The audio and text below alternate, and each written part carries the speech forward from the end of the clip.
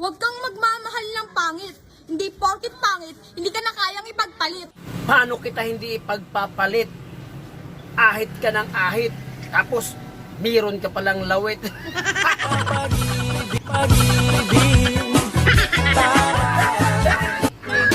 kang magmamahal ng pangit. Sila na nga ng laloko, sila pa galit na galit. Paano hindi kami magagalit nung iniwan ka? Sa amin ka dumidikit.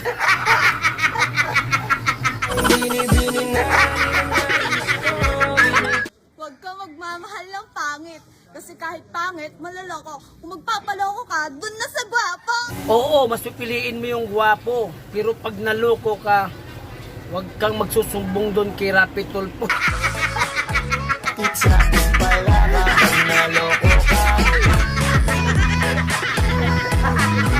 Mamahal ng pangit. Kasi hindi ka niya kayang dalhin sa langit. Kaya hindi kita kayang dalhin sa langit dahil ayaw ko pang pumunta sa langit. Bilis din kung di ka pa. Huwag kang magmamahal ng pangit. Dahil kung sino pa yung pangit, sila pa yung mapanakit. Mapanakit? Iniwan na nga namin kayo pero kayo pa rin yung balik ng balik.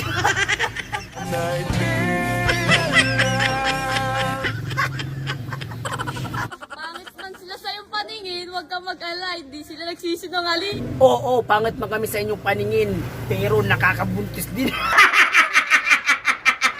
Dito bihaya, lumabos na kami. Huwag kang magmamahal ng pangit. Kung sino pa yung pangit, siya pa yung hapit na hapit, kumabit. Gaya ng sinabi ko kanina, kaya nga kita pinagpalit dahil mayroon kang lawit.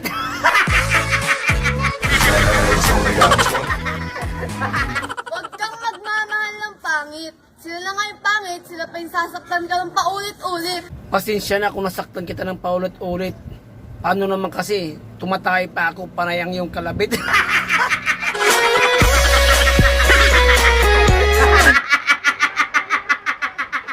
Huwag kang magmamahal ng pangit. Kasi mukha silang puwet. Hanggang huwag kang magmamahal ng pangit dahil siguradong wawasakin ang iyong puwit.